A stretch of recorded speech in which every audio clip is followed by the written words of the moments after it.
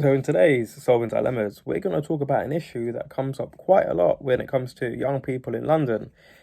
We have a 17-year-old, let's call him Max. Now, Max used to be a bit of a bad boy when he was aged around 15, 16.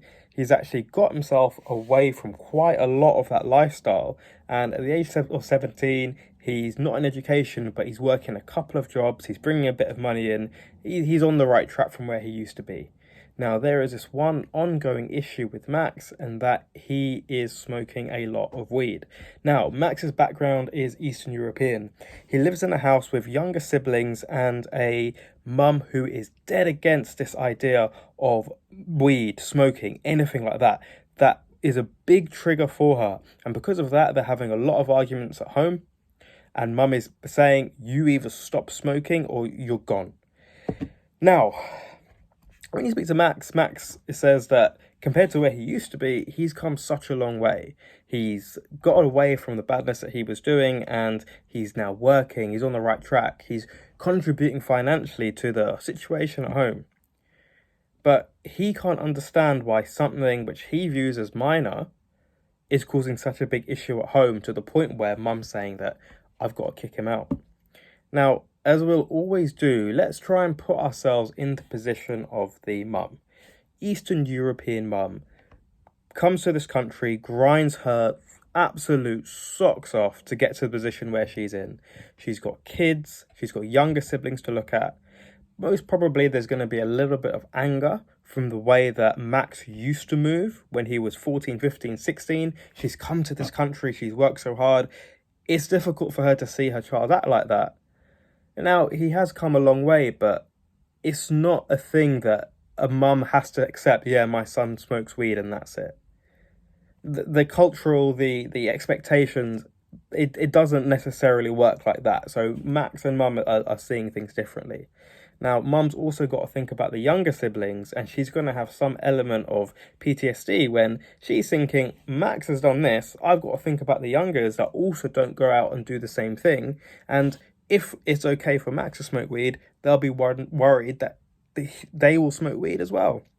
Now, in this situation, Max was like, I want to live somewhere else. I want to get out. Obviously, being London, he can't afford it. Now, the reality of the situation is that when we're living under our parents' roof, we do have to respect what it is that they're saying. Yeah, fair enough that I understand that weed isn't the biggest deal in the world to a lot of people. But when we're dealing with a parent that might have a very, very different view of things, it's not gonna be compatible with living in the house when someone is so dead against it. Now, thinking about it from the mum's point of view, we can see where she's coming from. We can see the worry and the anxiety that she's dealing with. So when it comes to this, let's think about weed in general as something which ideally we don't really need to be smoking it. Now, I've made a previous video about this, which you can check out if you want to. Does weed really benefit us? I know that a number of young people see it as something which is harmless and it's not going to make any difference to how they live. It's just something that they do casually to relax or with friends. But the mum is against it because it's not actually going to benefit her son in any way, shape, or form. She doesn't see it as, oh, it's going to be no worries for me or my kids to go and do that. No, she is worried and she doesn't want that to happen. And she's got two kids that who she's worried will grow up and potentially go down the same path. Now, it's no solution to leave your family home because you want to smoke weed. Realistically, the best option for you to do here is to firm it, to suck it up and say, yeah, fair enough, mum. I understand where you're coming from. There's two real elements to this. First of all, you've got to respect the fact that you live under your parents' roof and do as they want. But also to be understanding that she is going to be worried about you and the other kids if this is a kind of lifestyle that she links to criminality or antisocial behavior. So the advice I gave to Max was, look, if you really want to smoke weed, do it in a way where she doesn't know you're doing it. When you're out and about, have one joint, whatever, get it done, come back, don't make it obvious, don't bring the stuff into the house, and let your mum know that while you're there, You're not going to smoke weed in the house. You're not going to bring any weed items back into the house. And you're going to carry on living your life, building your future up through the jobs that you do. But longer term, I think Max should consider he doesn't need to smoke weed. He's done very well to come away from the stuff that he was doing.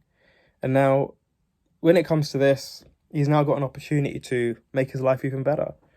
What's weed going to benefit him in that? In fact, it could be the last thing he needs to get rid of before he really starts getting onto the train to success. So, in conclusion, no, don't leave the house because you want to smoke weed and your mum doesn't see it the right way. Respect the fact that your mum may have a different view, a different fear of why she's doing that.